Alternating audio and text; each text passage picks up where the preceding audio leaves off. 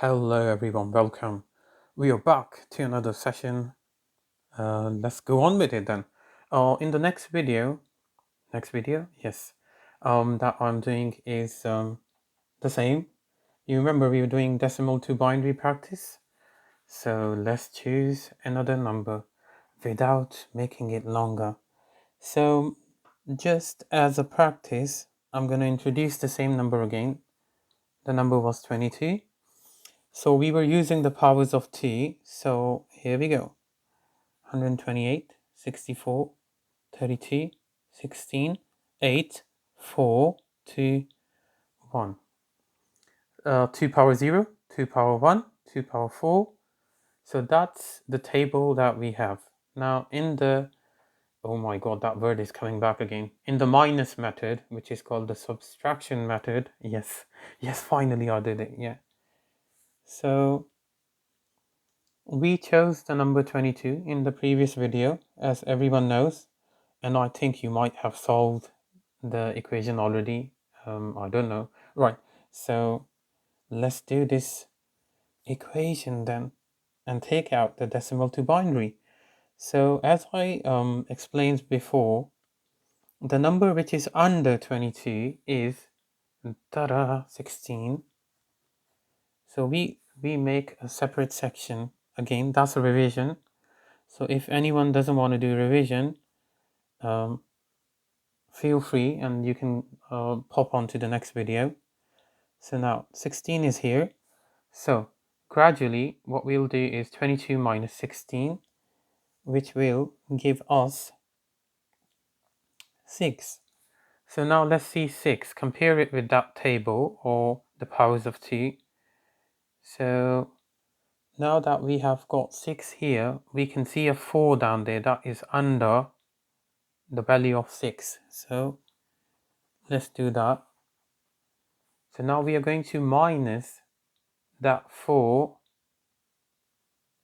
from 6.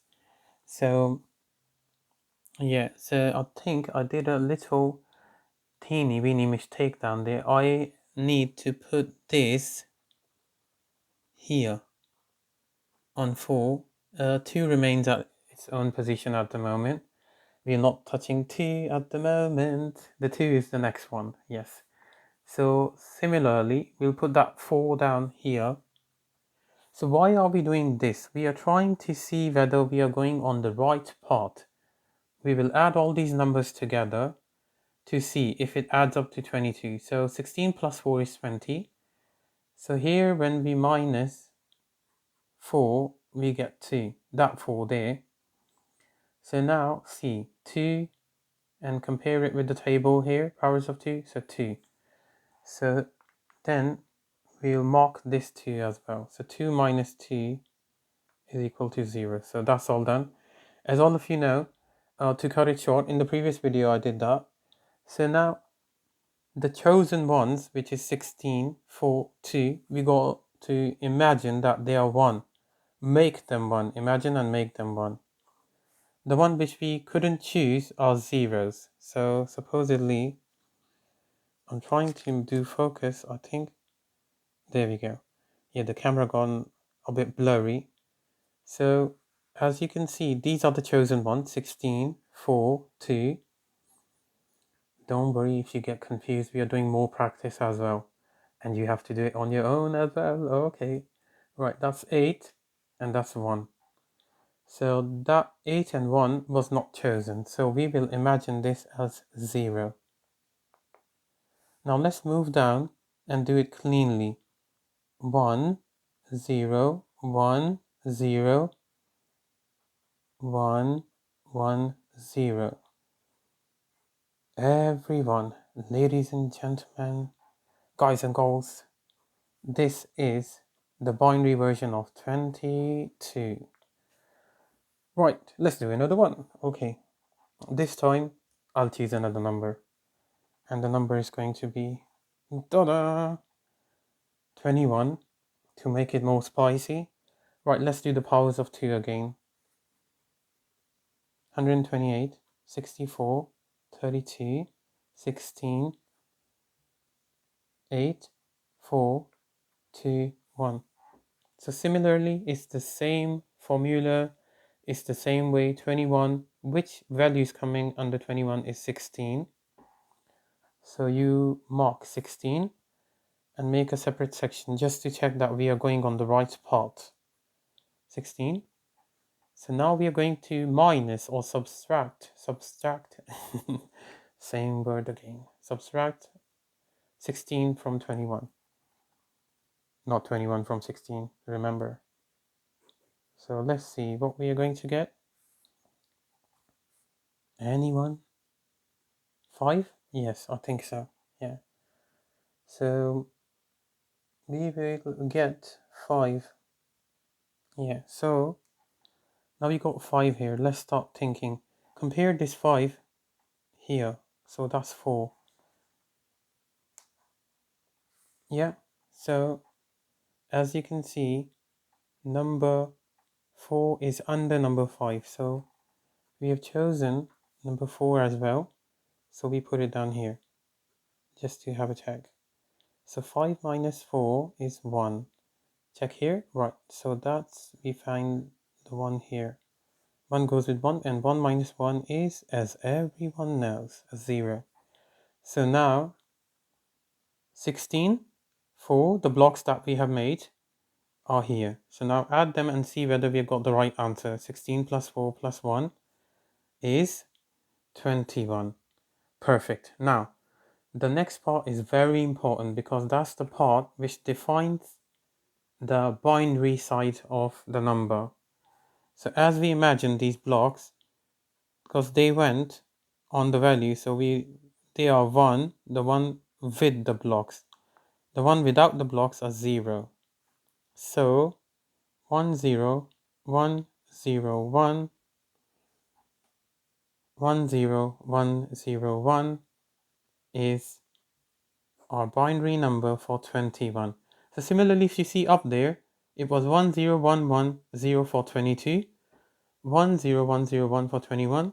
It's better if you can do practice 5 minutes a day, 6 minutes a day practice.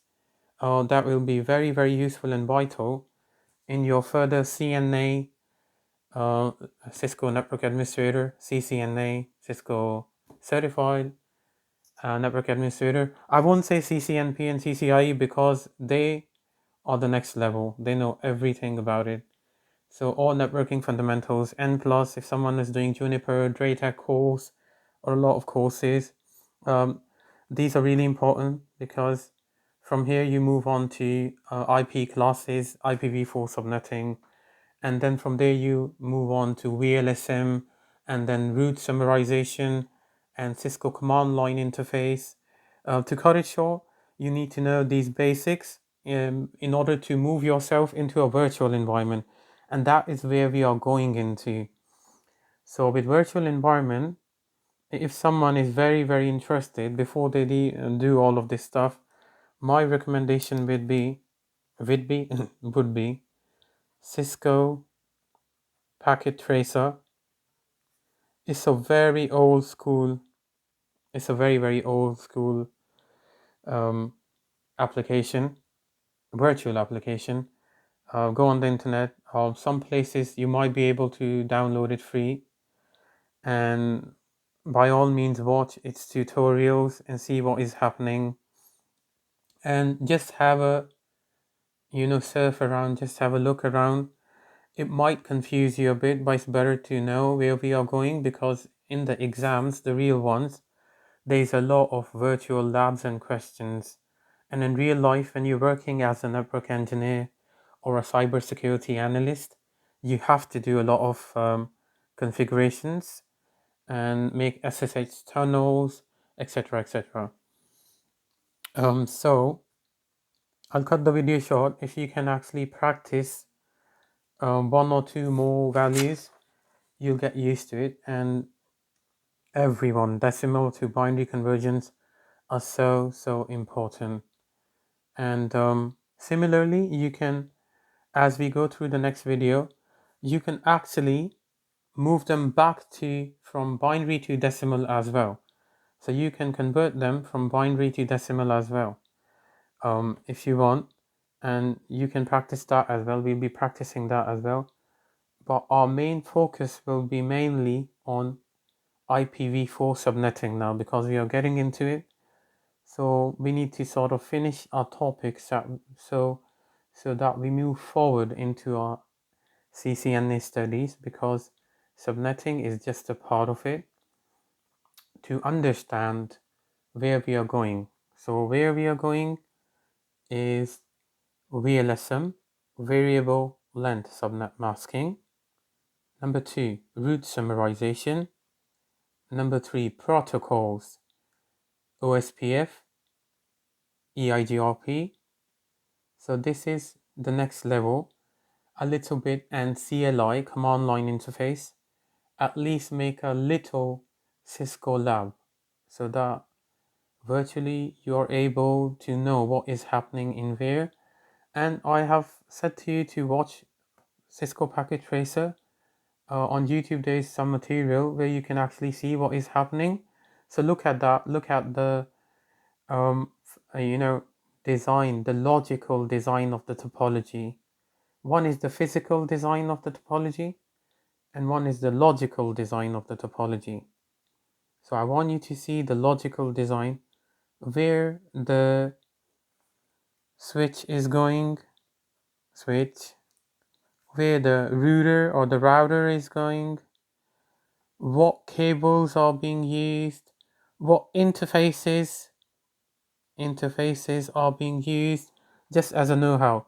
Even if you don't understand the dotted notations like 2.2.2.2, 1.1.1.1, don't worry about it. Just have a look at the diagrams, because in your not life exams obviously, and live exams, you'll be getting a lot of routers, switches, and hub maybe in some environments, and WAN connections, etc., etc. So keep on watching my videos, and we'll move on to the next one in the next session.